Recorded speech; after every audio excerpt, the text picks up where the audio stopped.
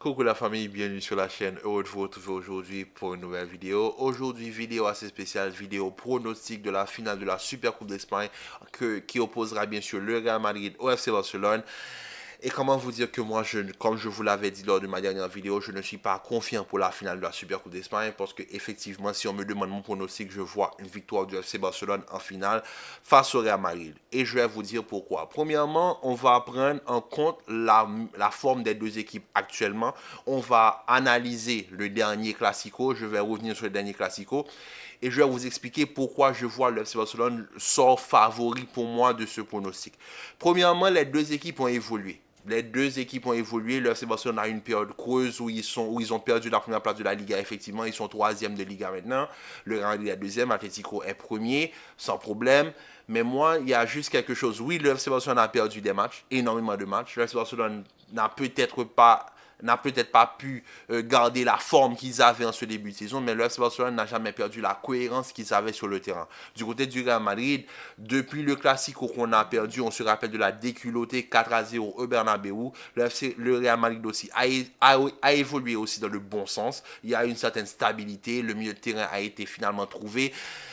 En défense, on arrive toujours à tâtonner, mais je suis désolé, quand tu arrives face à FC Barcelone, tu dois arriver avec une certaine stabilité. Et c'est le mot que je pense qui va faire la différence des deux côtés. La stabilité et la cohérence. Premièrement, du côté du Real Madrid, est-ce qu'on peut se dire aujourd'hui, est-ce qu'on peut vraiment se dire qu'un 11 type se dégage de cette équipe du Real Madrid?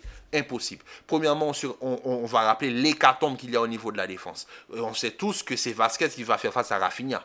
On a une défense centrale qui, jusqu'à présent, est inconnue parce qu'il y a toujours Rudiger et un élément inconnu, c'est soit Tchouaméni, soit Raúl Asensio. On ne sait pas qui va être aligné. Du côté gauche, Mendy, Fran Garcia, tout dépend d'Ancelotti. Il peut même mettre Camavinga à droite, à gauche, on ne sait pas. Même du côté de Vasquez, je dis Vasquez, mais ça ne m'étonnerait pas qu'il mette Fede Valverde à droite.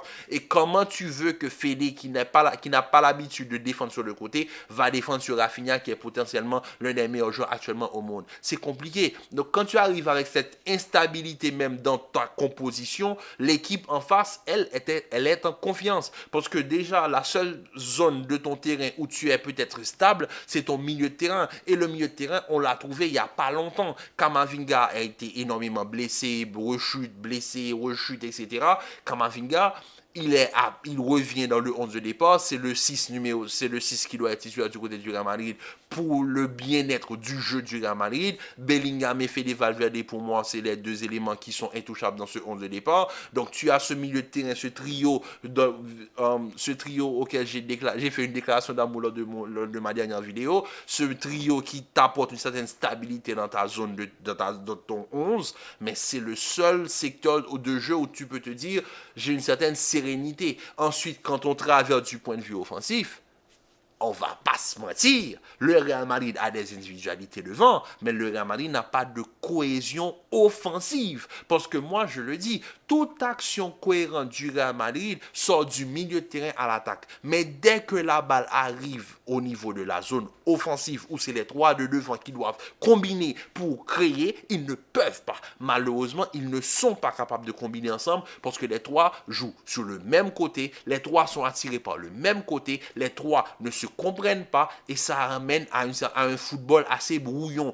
Par exemple, quand tu vois on va juste faire la juxtaposition du côté de FC Barcelone, le côté défensif. On va pas se mentir, de l'autre côté de la défense, Balde, Koubarsi, Inigo et Koundé, ça ne bouge pas depuis le début de la saison. Oui, il y a peut-être quelques petites rotations, mais Inigo, Koubarsi, Balde et Koundé, c'est la défense du FC Barcelone et ça ne bouge pas. Du côté du milieu de terrain, il y a eu la réintégration de Gavi qui libère Pedri offensivement parlant, mais Casado devant la défense et Pedri, ça fonctionnait très bien. Peu importe qui tu mettais avec, ça fonctionnait très bien. Gavi a pris du temps pour rentrer dans ce 11 de départ. Maintenant, il est là, il est installé et il joue très bien. Donc, quand tu as ce trio aussi au milieu de terrain, ça t'apporte une stabilité dans ton jeu. Et du point de vue offensif, quand tu regardes les trois de devant, tu as un Lamine Yamal, oui, qui peut être aussi fort qu'il veut individuellement parlant, mais Lamine Yamal est un joueur collectif avant tout. C'est un joueur qui joue pour l'équipe.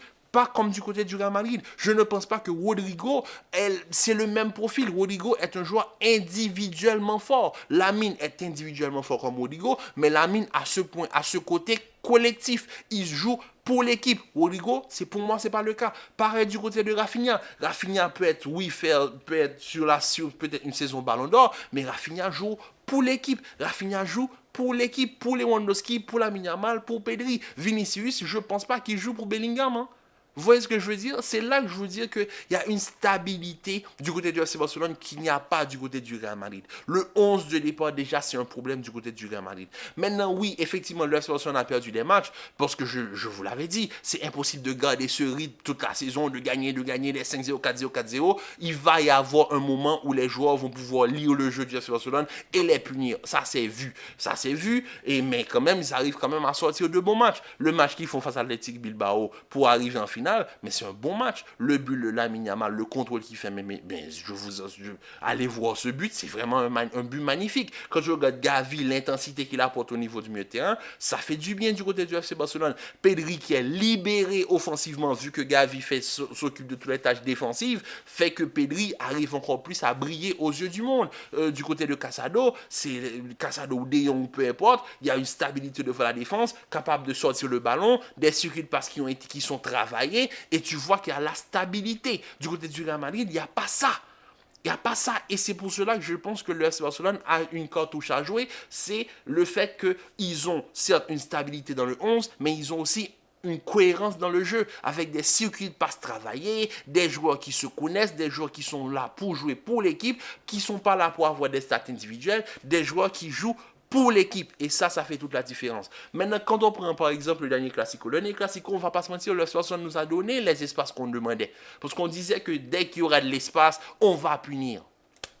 Vous voulez que je vous rappelle ce qui s'est passé lors du dernier Classico?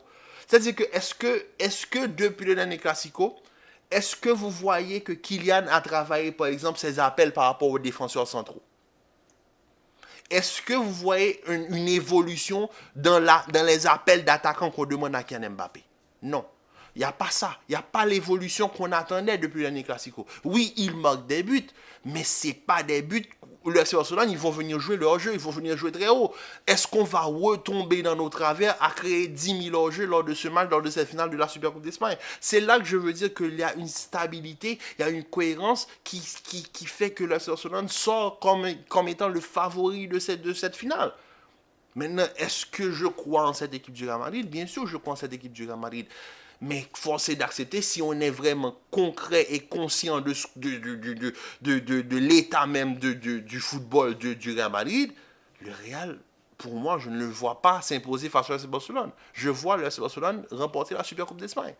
Je ne souhaiterais pas une deuxième défaite face au FC Barcelone lors de la même saison, mais pour moi, c'est ce qui se profile. Si on arrive à gagner, ça va être encore une fois suite à une masterclass du milieu de terrain. Et si les trois de devant arrivent à combiner pour une fois lors de match, eh bien on dira, on fera nommer à culpa, on fera chanter des messes, je sais pas, mais voilà, on fera quelque chose. Mais c'est juste pour vous dire que je ne vois pas comment le Real Madrid va pouvoir punir le FC Barcelone, parce que le FC Barcelone a une stabilité et une cohérence dans leur football qui vont toujours leur permettre de remporter le Classico tant que le Real n'a pas trouvé son 11 type de départ. Effectivement, je ne vais pas critiquer le Real parce qu'il y a une chose qu'il faut comprendre, l'hécatombe qu'on a au niveau de la défense centrale, c'est pas voulu du côté du Real Madrid. Militao s'est blessé, Alaba n'est pas capable de jouer, Raúl Asensio, il vient à peine de monter, donc ça va prendre du temps.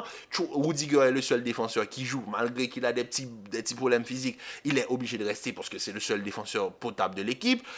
Tchouaméni est obligé de défendre le poste de défenseur central. Du côté du poste de latéral, Vasquez, c'est le remplaçant de Carvajal, même si pour moi Vasquez n'est pas un latéral. Mais bon, le remplaçant de Vasquez, c'est Valverde. Est-ce que Valverde c'est un latéral? Non. Du côté gauche, on a Mendy, mais Mendy c'est pas le Mendy de l'année dernière. Fran Garcia, c'est plus un profil offensif. Et face à Barcelone, face à Lamine Yamal, il va te falloir un profil défensif. Donc Ferland Mendy, est-ce que Ferland Mendy, malgré qu'il n'est pas dans sa meilleure saison, va pouvoir sortir une masterclass face à Lamine Yamal? Je ne pense pas. Donc pour moi, tout ça fait que je je mette le Barça en tant que favori. Maintenant, si le Real, comme d'habitude, arrive à sortir l'impossible de ce match, mais franchement, on les saluera. Mais pour moi, je vois le FC Barcelone favori lors de ce Classico. En tout cas, la famille, j'espère que cette vidéo a été assez longue pour le pronostic. J'ai essayé de tout détailler de pourquoi je vois le FC Barcelone, pourquoi le FC Barcelone se dégage comme étant le favori de ce Classico. Donc, dites-moi ce que vous pensez en commentaire. Sur ce, on se dit à demain pour la finale. Prenez soin de vous, commentez, likez et partagez. Restez en paix, en santé et on se dit à très vite pour une nouvelle vidéo.